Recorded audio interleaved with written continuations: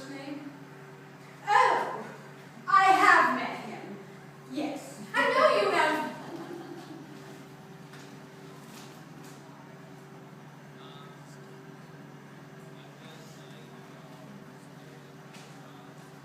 I implore you, give him back to me. You mustn't mistake my silence for embarrassment. I'm at a loss because I don't quite see how I can give you back your husband when I haven't got him to give. How did you just admit that you knew him? Well, that scarcely implies that I've taken him from you. Of course I know him.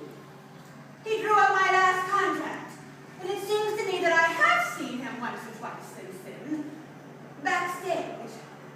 A rather nice-spoken, fair-haired man. Did you say he wore spectacles? Yes. I don't remember him with spectacles. He probably took them off. He wanted to look his best for you. He's in love with you. He never takes them off when I'm around. He doesn't care what he looks like when I'm around. He doesn't love me. I implore you, give him back to me. If you were such a very foolish young woman, I should be very angry with you. Wherever did you get the idea that I have taken your husband from you? He sends you flowers all the time.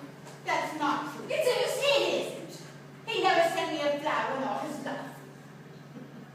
Did he tell you that he did? No, I found out at the florist. Flowers are sent to your dressing room twice a week and are charged to him. That's a lie. Do you mean to say that I am lying? I mean to say that someone is lying to you.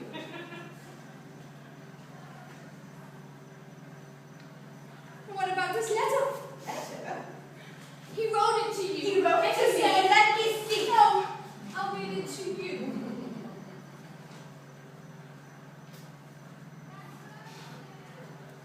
My darling, shan't be able to call for you at the theater tonight. Urgent business. 1,000 apologies. 10,000 kisses. Alfred. Oh. I found it on his desk this morning.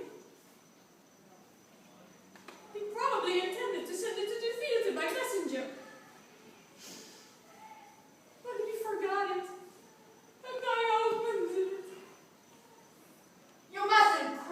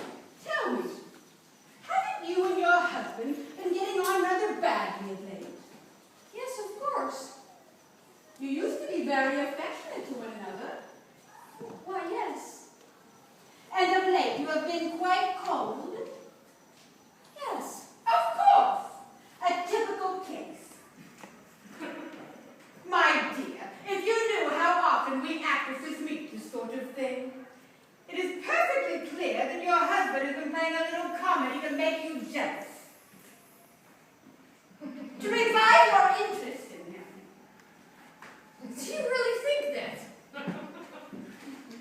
Do you mean to say that such a thing has happened to you before? Endless times. It happens to every actress who is moderately pretty and successful. It is one of the oldest expedients in the world, and we actresses are such conspicuous targets for it. There is scarcely a man connected with the theater who hasn't made use of us in that way sometime or another.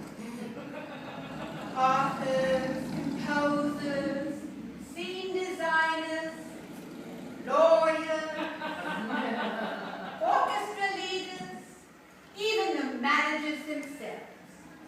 To regain a wife or sweetheart's affections, all we have to do is invent a love affair with one of us. The wife is always so ready to believe it.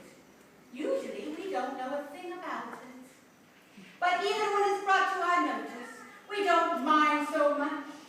At least we have the consolation of knowing that we are the means to making many a marriage happy, which might have otherwise ended in a divorce. How could I know? You couldn't know, of course. It seems so plausible. You fancy your husband in an atmosphere of perpetual temptation, in a backstage world filled with beautiful sirens without scruples or morals. One actress, you suppose, is more dangerous than 100 ordinary women. You hate us and fear us. None understands that better than your husband, who is evidently a very cunning lawyer. And so he plays on your fear and your jealousy to regain the love that you deny him. He writes a letter and leaves it behind him on the desk.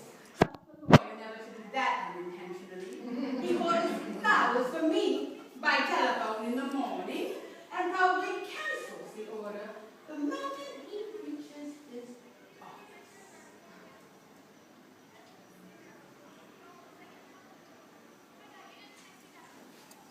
By the way, hasn't he a lock of my hair?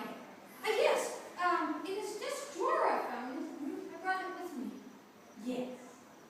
They bribed my hairdresser to steal from me. It's a wonder I have any hair left at all. Is that how we got it? Well, I can't imagine how else. Tell me, hasn't he left any of my love letters lying around? No? Well, don't be alarmed. I haven't written in any. Then what made you say that? Well, I might have if he'd come to me frankly and said, I say, Sarah, would you do something for me? My wife and I aren't getting along so well. Would you write me a passionate love letter that I can leave lying around where she may find it? I should certainly have done it for him. I have written a letter that would have made you weep into your pillow for a fortnight.